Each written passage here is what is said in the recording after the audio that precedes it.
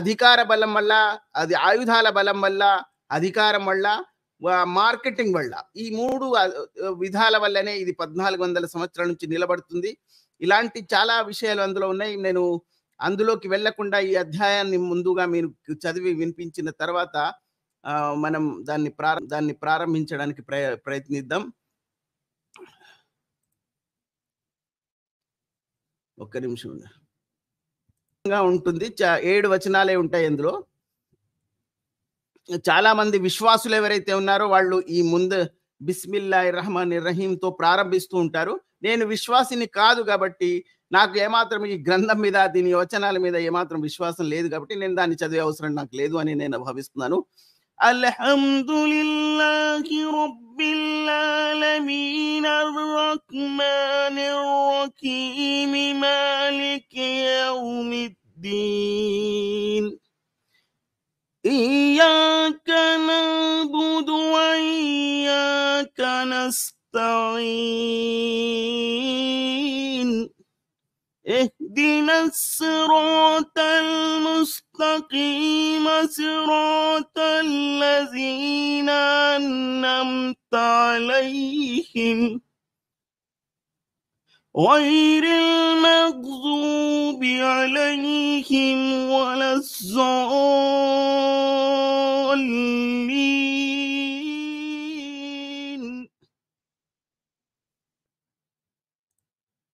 ఇది ఈ అధ్యాయం 7 వచనాలు. ఇప్పుడు దీంట్లో ఉన్నటువంటి అర్థం ఏమిటి? ఇది మొత్తం ప్రపంచంలో ఉన్నటువంటి జనాభాను మొత్తం ఏ విధంగా ఆకర్షితం చేస్తుంది, ఇందులో ఉన్నటువంటి విషయం ఏమిటి అన్నది ముందుగా మనం ఎవరైనా దీంట్లో గొప్ప సారాంశం ఉందని, ప్రపంచంలో తమ జీవిత విధానాన్ని మార్చుకోవడానికి ఇందులో ఏదో గొప్ప గొప్ప విషయాలు ఉన్నాయని ఎవరైనా అనుకుంటే మాత్రం తప్పు. అందులో అలాంటిది ఏమీ లేదు అని నేను ముందే చెప్పాను.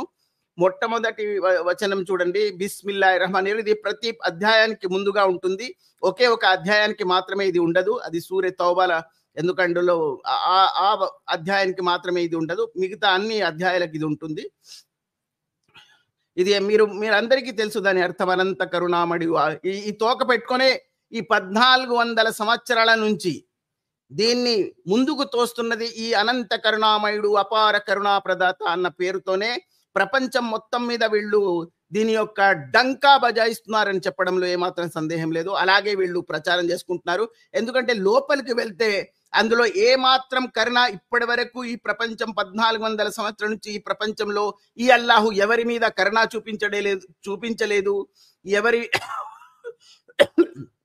లేదు అన్నది వాస్తవం. కనీసం ఆ గ్రంథంలో ఎవరి మీదైనా కరుణ చూపించాడా అన్నది అది కూడా లేదు. ఎందుకంటే నిత్యం ఆ గ్రంథం మొత్తం కాఫిర్లు, యూదులు, క్రైస్తవుల మధ్య ఆడిపోసుకోవడం, వాళ్ళతో యుద్ధం చేయడం, వాళ్ళను నరకడం, చంపడం లాంటివే చెప్పుకుంటూ ఉంటాడు. కాబట్టి అనంత కరుణామయుడు, అపార కరుణా ప్రదాత అన్న అక్షరాలకు, పదాలకు ఏ మాత్రం అర్థం లేనటువంటి సందర్భం లేనటువంటి విషయం ఆ గ్రంథంలో ఉంటుంది. అదే దీంతో ప్రారంభించాడు. అల్హమ్దులిల్లాహి రబ్బిల్ ఆలమీన్ అన్న సర్వలోకాలకు ప్రభువు తన సొంత డబ్బా వాయించుకుంటున్నాడు. నేనే ఈ సర్వలోకాలకు, అంటే అల్లాహు నేరుగా చెప్పట్లేదు, ఎవడో చెప్తున్నాడు ఈ అల్లాహు గురించి. ఈ సృష్టికర్త అనేవాడు అల్లాహు అని, అతనికి అల్లాహు అన్న పేరుందని, అతనే ఈ మొత్తం సర్వలోకాలను సృష్టించాడని ఈ వచనంలో ఉన్నట్టుగా మనం చదివినట్లయితే అల్హమ్దులిల్లాహి రబ్బిల్ ఆలమీన్, సర్వలోకాలకు ప్రభు అయిన అల్లా మాత్రమే సమస్త స్తోత్రాలకు అర్హుడు.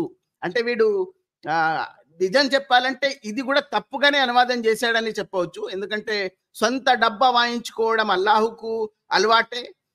దీన్ని ప్రచారం చేయడంలో ఈ అనువాదకులు ఉద్దండులు కాబట్టి ఆ సొంత డబ్బాను మరింత లాగి వాళ్ళు ఎలా దీన్ని అనువాదం చేసి జనాలను మూర్ఖుల్ని చేస్తూ ఉంటారన్న దానికి ఆధారాలు, సాక్ష్యాలు కూడా ఇవే, ఈ అనువాదాలే. దీంట్లో సర్వలోకాలకు అధిపతి అయినటువంటి వాడు, సర్వ స్తోత్రాలకు అధిపతి అయినటువంటి అర్హుడు. అంటే ఇది ఎవరు ఎలా తేలుస్తారు? సర్వలోకాలకు, సర్వ స్తోత్రాలకు అర్హుడని ఎలా నిర్ణయిస్తారు? ఎవరు నిర్ణయిస్తారు? అతను పైన కూర్చొని ఈ సకల బ్రహ్మాండాన్ని సృష్టించాడని మొట్టమొదటిగా నిరూపించుకోవాలి. మనుషుల జీవితాల్ని ఏ విధంగా ప్రభావితం చేస్తున్నాడు, మనుషులకు ఈ భూమి మీద సకల సౌఖ్యాలు కల్పించినటువంటి వాడే ఈ వచనాలు పంపిస్తున్నాడన్నది నిరూపించుకోవాలి. ఇవన్నీ అయిన తర్వాతనే ఈ స్తోత్రాలకు అతను అర్హుడు అని ఎవరైనా నిశ్చయంగా అలాంటి ఈ బ్రహ్మాండాన్ని సృష్టించినట్లయితే అతను నిశ్చయంగా ఇంత అల్పత్వంగా చింతించడు అన్నది మాత్రం వాస్తవం. నేను సృష్టించాను కాబట్టి నాకు నిత్యం మీరు ప్రార్థనలు చేయండి, సర్వ స్తోత్రాలకు నేనే అర్హుణ్ణి, నా కోసం ప్రార్థనలు చేయండి, నా వైపే మరలండి అని ఇంత అల్పంగా, ఇంత నీచంగా, ఇంత దిగజారి మాట్లాడడం అన్నది ఏ సృష్టికర్తకు కూడా తగనటువంటి విషయం. ఇది కేవలం ఫ్రాడ్ అయినటువంటి వాడు కేవలం ఎవరో చేసి పెట్టిన దాన్ని తనకు దాని వల్ల దాని యొక్క లాభం తను గుంజుకోవడానికి తన వైపుకు మళ్లించుకోవడానికి చేస్తున్నటువంటి ప్రయత్నం మాత్రమే ఈ మొత్తం ఖురాన్ అన్న గ్రంథంలో కనిపిస్తుంది. కానీ దానికి మించి ఆధారాలు, సాక్ష్యాలు ఎక్కడ కూడా కనిపించవు. ఈ సర్వ స్తోత్రాలకు నేనే అర్హుణ్ణి, అల్లాహు మాత్రమే అర్హుడు అన్నది ఏ ఆధారంగా చెప్పగలుగుతున్నాడు? దీనికి ఆధారం ఏదైనా ఉందా? ఏ ప్రపంచంలో 1400 సంవత్సరాల నుంచి ఏ ఒక్కడు ఏ ఆధారము చూపించలేదు, చూపించలేడు కూడా. అర్-రహమాన్ రహీం, అనంత కరుణామయుడు, అపార కరుణా ప్రదాత, ఇదే ఉంటాయి దీంట్లో. ఇది చదవడం అంటే ఎంత పరమ బోరింగ్ అన్నట్టే. మనిషి బహుశా ఒకవేళ ఈ గ్రంథాన్ని కూర్చొని ఒక రోజులో ఈ గ్రంథం మొత్తం చదవవలసి ఎవరికైనా వస్తే ఆ పరిస్థితులు రాకూడదని నేను అనుకుంటాను. ఒకవేళ వచ్చినట్లయితే అతను ఆ మొత్తం గ్రంథం పారాయణం చేసిన తర్వాత ఎర్రగడ్డ హాస్పిటల్కి వెళ్ళక తప్పదు. మేమేదో అప్పుడప్పుడు కొంత చదువుకున్నాం కాబట్టి రక్షపడి బయటకు వచ్చేసాం. ఒకవేళ ఒక రోజులో ఇది గ్రంథం చదవవలసిన కర్మ ఎవరికైనా పట్టినట్లయితే వాడు నిశ్చయంగా ఏదైనా జ్ఞానం ఉన్నవాడు, బుద్ధి తర్కం ఉన్నటువంటి వాడైతే ఈ నిశ్చయంగా పిచ్చాసుపత్రులు చేరడం ఖాయం అన్నట్టుగా ఉంటుంది. గ్రంథంలో ఏమీ ఉండదు. ఇందాక చెప్పిన దాన్ని సర్వ స్తోత్రాలకు అర్హుడు అల్లాహువే. ఇతను అల్లాహు అనే లేదు, అల్లాహు అనేవాడు సర్వ స్తోత్రాలకు అర్హుడు. ఇతనే ఈ సర్వలోకాలను ప్రభువు, ఇతనే సృష్టించాడని చెప్తున్నాడు. దీనికి ఆధారాలు ఏమి లేవు. మళ్ళీ అనంత కరుణామయుడు ఇతనే, అతార కరుణాదాత కూడా ఇతనే. మరి ఏం ఎవరి మీదైనా ఈ 14 సంవత్సరాల నుంచి కరుణ చూపించాడా? ఏ ఒక్క మనిషి మీద కరుణ చూపించిన సంఘటనలు ఎక్కడైనా కనిపిస్తున్నాయా? నిరూపించుకున్నాడా ఈ కరుణ నేను పంపించానని? నిత్యం ఈ విశ్వాసులను అవిశ్వాసులపై కుసిగొల్పి వాళ్లతో మీరు యుద్ధం చేయండి, దానికోసమే మీకు ఈ భూమి మీద నేను పుట్టించడం జరిగింది. అల్లాహు యొక్క మార్గంలో మీరు ఈ ధర్మయుద్ధం అని, దానికో ధర్మయుద్ధం అని పేరు పెట్టుకున్నాడు. నా వైపుకు మరలడానికి ఎవరైతే నన్ను నిరాకరిస్తున్నారో వాళ్లతో యుద్ధం చేసి వాళ్ళ ప్రాణాలు తీసి మీ ప్రాణాలు కూడా ఇచ్చుకోండి, నేను ఇక్కడికి వచ్చిన తర్వాత మీకు సర్వ సౌకర్యాన్ని ఇస్తున్నవాడు. ఇలాంటి పలుకులు పలికిన వాడు ఎలా అపార కరుణా ప్రదాత అవుతాడు? ఎలా కరుణామయుడు అవుతాడు? ఏ విధంగా ఈ కరుణామయుడు అయ్యాడు? ఇలాంటి వార్తలు చెప్పినటువంటి వాడు, ఇలాంటి గూఢాలోచనను నడిపి ఈ విశ్వాసులను అవిశ్వాసులపైకి యుద్ధానికి పంపించిన వాడు ఎలా కరుణామయుడు అవుతాడు? మాలికి యౌమిద్దీన్ అంటే తీర్పు దినానికి స్వామి, తీర్పు దినానికి అధిపతి అని. అలాంటి తీర్పు దినం ఎప్పుడో ఒకటి వస్తుందని ఆ రోజు అందరూ సమాధుల నుంచి బయటికి లేపబడతారని, ఇయ్యాక నఅబుదు వఇయ్యాక నస్తഈన్, మేం నిన్నే ఆరాధిస్తున్నాం మరియు నీ సహాయాన్ని అర్థిస్తున్నాం. ఎవరు? వీళ్ళు చెప్తున్నారు జనాలు, వీళ్ళు చెప్తున్నారు జనాలు అని ముహమ్మద్ రాశాడు ఇలా. లేకపోతే అల్లాహు ఒకవేళ రాసినట్లయితే అల్లాహు వీళ్ళ చేత ప్రార్థనలు చేయించుకోవడానికి వీళ్ళు మేము నిన్ను ప్రార్థిస్తున్నాం అని ఈ వాక్యాన్ని అల్లాహు పంపించాడనడానికి ఏదైనా ఆస్కారం ఉందా? అల్లాహు పంపించినట్లయితే ఈ వచనాన్ని అల్లాహు ఈ మనుషుల కోసం పంపించినట్లయితే ఏమని చెప్పాలి? మీరు నన్ను ప్రార్థించండి అని చెప్పాలి. నేనే ఈ లోకాలను సృష్టించాను కాబట్టి మీరు నన్ను ప్రార్థించండి అని చెప్పాలి. కానీ ఈ వాక్యంలో ఏమంటున్నాడు? మేము నిన్నే ఆరాధిస్తున్నాం మరియు నీ సహాయాన్నే కోరుతున్నాం. అంటే ఇదేదో మాలాంటి వాళ్ళు మనుషులు రాసి అల్లాహుకు పంపించి అప్పుడు అల్లాహు దాన్ని పరిగణలోకి తీసుకొని అల్లాహు ఇచ్చినట్ట ఏమనుకోవాలి దీన్ని?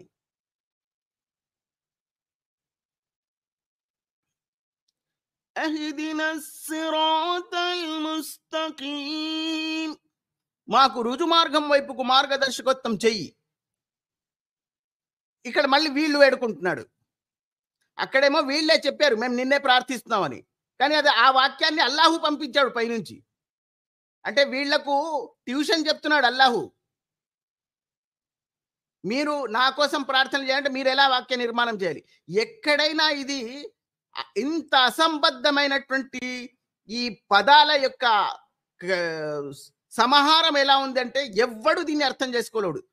ఒక ఒక ఒక వచనంలేమో ఎవడో చెప్తున్నట్టు, మరో వచనంలో ఈ జనాలు వాళ్లతో చెప్తున్నట్టు, లింకు లేకుండా పరస్పర విరుద్ధమైనటువంటి స్టేట్మెంట్లు కనిపిస్తాయి ఇందులో అన్ని. సిరాతల్లజీన అనమ్త అలైహిం గైరిల్ మగ్జూబి అలైహిం వలజ్జాలిన్, నీవు అనుగ్రహించిన వారి మార్గం మాత్రమే, నీ ఆగ్రహానికి గురి అయిన వారి లేక మార్గభ్రష్టులైన వారి కాదు. ఈ వాక్య నిర్మాణమే సరిగ్గా లేదు. కానీ ఈ అనువాదకులు ఎవరైతే ఉన్నారో వాళ్ళు సరిదిద్దుతూ ఉంటారు. అల్లాహు రాసినటువంటి ఈ వాక్య నిర్మాణాన్ని, అందులో ఉన్నటువంటి తప్పిదాలను వీళ్ళు నింపుతూ ఉంటారు. నీవు అనుగ్రహించిన వారి మార్గం మాత్రమే, నీ ఆగ్రహానికి గురి అయిన వారి లేక మార్గభ్రష్టులైన వారి కాదు. ఇది అనువాదమా? ఇది వాక్యానికి ఏదైనా అర్థం ఉందా? ఇలా మిగతాది వాడు బ్రాకెట్లో రాసుకున్నాడు. నీవు అనుగ్రహించిన వారి మార్గం మాత్రమే చూపు, నీ ఆగ్రహానికి గురి అయిన వారి మార్గం కాని లేక మార్గభ్రష్టులైన వారి మార్గం కాని కాదు. అంటే అనువాదకుడికి కూడా సరిగా అది రాయలేకపోతున్నాడు. దీన్ని ఎలా పెయింట్ చేయాలి, దీన్ని జనాలకు ఎలా చెప్పాలి.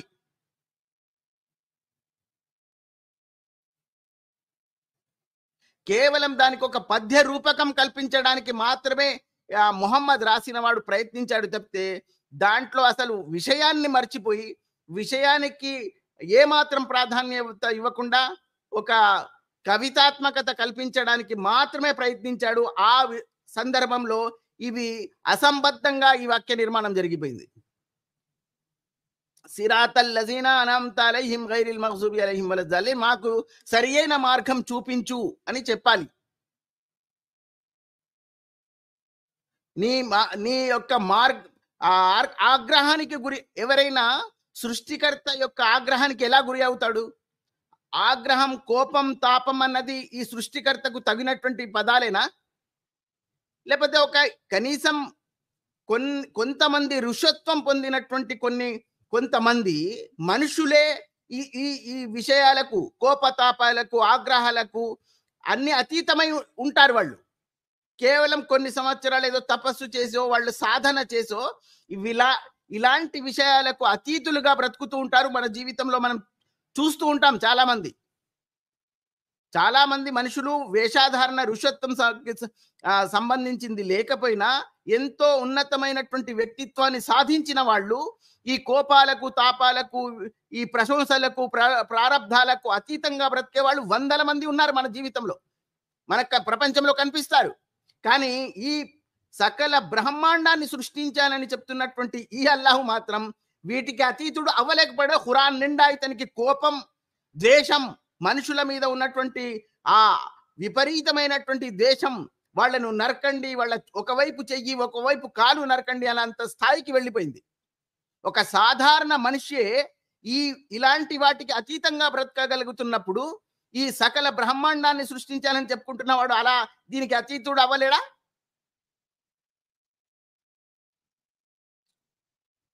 ఇది ఈ వచనం 7వ వచనం అయిపోయింది. ఇదే ఈ అధ్యాయం.